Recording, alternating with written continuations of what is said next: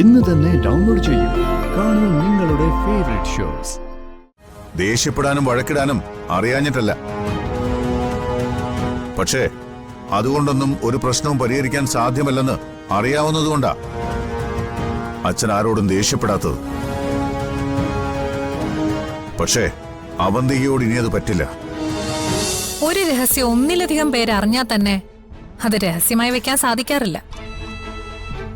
അത് രഹസ്യമായിട്ട് നിലനിർത്തണമെങ്കിൽ ഒറ്റയാള് മാത്രമേ അതറിയാവുന്നൊരു പഴഞ്ചൊല്ലുണ്ട്.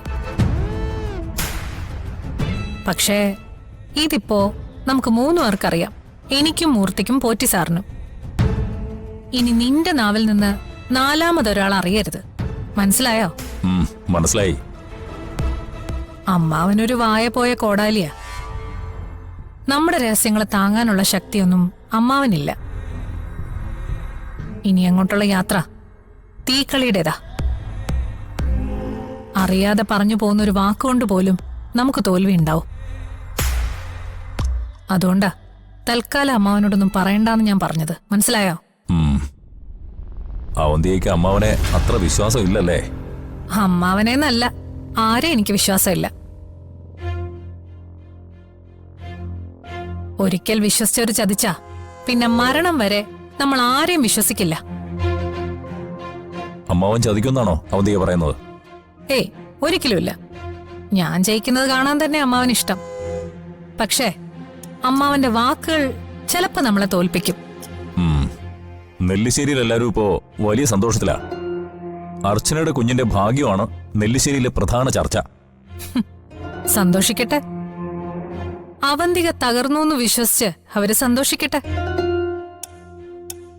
പക്ഷെ തിരിച്ചടിക്കേണ്ട സമയം ഏതാണെന്ന് എനിക്ക് നല്ല ബോധ്യമുണ്ട്. അർച്ചന ആ കുഞ്ഞുമായി നെല്ലിശ്ശേരിയിൽ എത്തുന്ന ദിവസം, അന്നായിരിക്കും നമ്മുടെ ഇനിയുള്ള യുദ്ധത്തിന്റെ തുടക്കം കുറിക്കുന്നത്. അതിനു മുമ്പ് എനിക്ക് ആ തന്തയൊന്ന് വിളിക്കണം, നെല്ലിശ്ശേരിയിലെ പ്രിയപ്പെട്ട എന്റെ അമ്മായി അച്ഛനെ.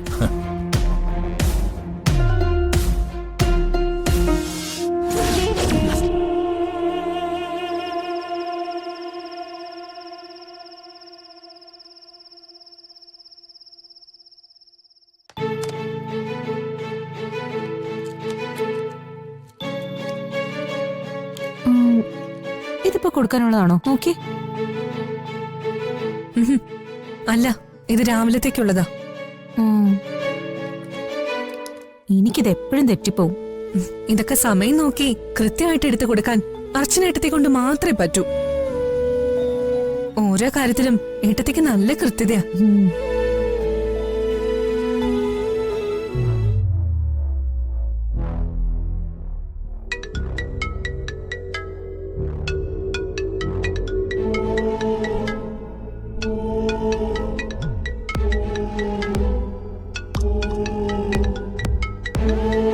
അവളാ അവന്തിക. അവരുടെ ഫോൺ ഇനി അങ്കിൾ എടുക്കേണ്ട ഒരു കാര്യമില്ല. അല്ലെങ്കിൽ തന്നെ ഇനി അവർ അങ്കിളിനോട് എന്ത് പറയാനാ?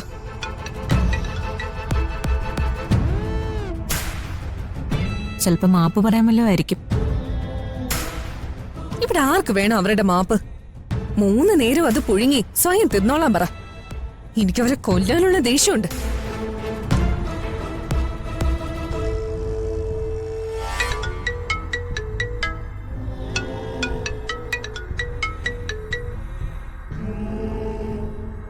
അച്ഛനെ എടുത്തു നോക്ക്, അവർക്ക് എന്താ പറയാനുള്ളതെന്ന് അറിയാലോ.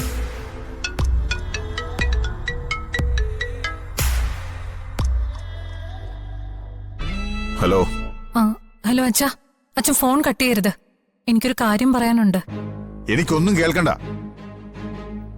മേലിൽ നീ എന്റെ ഫോണിൽ വിളിക്കരുത്.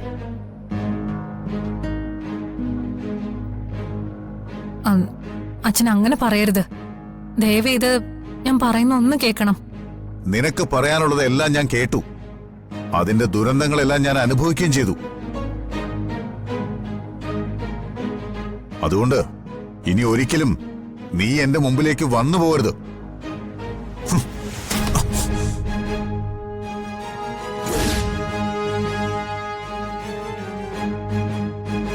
അങ്കിൾ എത്രയ്ക്ക് ദേഷ്യത്തെ സംസാരിക്കുന്നത് ഞാൻ ആദ്യമായിട്ടാ കാണുന്നത്. ദേഷ്യപ്പെടാനും വഴക്കിടാനും അറിയാഞ്ഞിട്ടല്ല, പക്ഷേ അതുകൊണ്ടൊന്നും ഒരു പ്രശ്നവും പരിഹരിക്കാൻ സാധ്യമല്ലെന്ന് അറിയാവുന്നതുകൊണ്ടാ അച്ഛൻ ആരോടും ദേഷ്യപ്പെടാത്തത്. പക്ഷേ അവന്തികയോട് ഇനി അത് പറ്റില്ല. ഇങ്ങനെ തന്നെ സംസാരിക്കണം. മുറിക്കേണ്ടത് മുറിക്കേണ്ട സമയത്ത് തന്നെ മുറിച്ചു മാറ്റണം. എന്റെ മോന്റെ ജീവിതത്തിൽ നിന്നും ഈ കുടുംബത്തിൽ നിന്നും.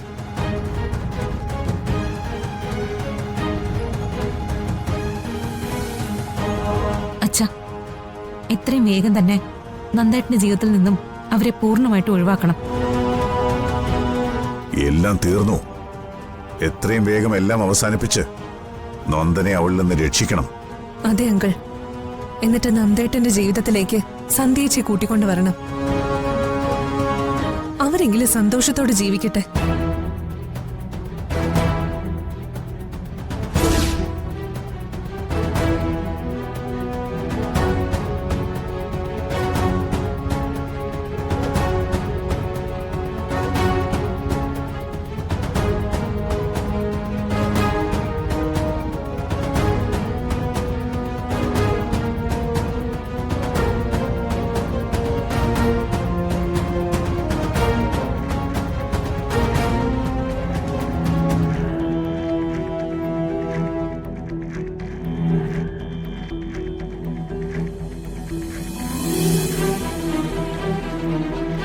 എന്തെങ്കിലും ഒരു കണക്കുകൂടലില്ലാതെ അവന്തിക ഒരിക്കലും അച്ഛനെ വിളിക്കില്ല.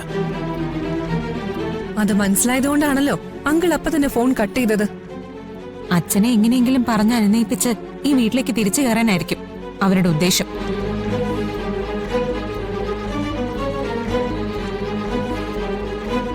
അതിനി നടക്കാൻ പോകുന്നില്ലെന്ന് അവർക്കിപ്പൊ മനസ്സിലായി കാണും. നന്ദേട്ട മനസ്സില് ഇപ്പൊ മറ്റൊരാഗ്രഹമാണെന്ന് നിങ്ങൾക്ക് എല്ലാവർക്കും അറിയാലോ. സന്ധ്യച്ച് മാത്രമാണ് ഇപ്പോ നന്ദേട്ടന്റെ ആകെയുള്ള പ്രതീക്ഷ. സന്ധ്യ ഡോക്ടർ നന്ദേട്ടന്റെ ജീവിതത്തിലേക്ക് വന്ന നന്ദേട്ടന്റെ ജീവിതം ആകെ മാറും. ജീവിതത്തിനൊരു പുതിയ വെളിച്ചവും അർത്ഥമൊക്കെ ഉണ്ടാവും. എങ്കിൽ പിന്നെ എത്രയും വേഗം നമുക്ക് അവരുടെ വിവാഹം നടത്തണം. അങ്കിളിനോട് പറഞ്ഞ് എത്രയും വേഗം ഇതിനൊരു തീരുമാനം ഉണ്ടാക്കണം. ഇനി അത് വൈകിക്കാൻ പാടില്ല.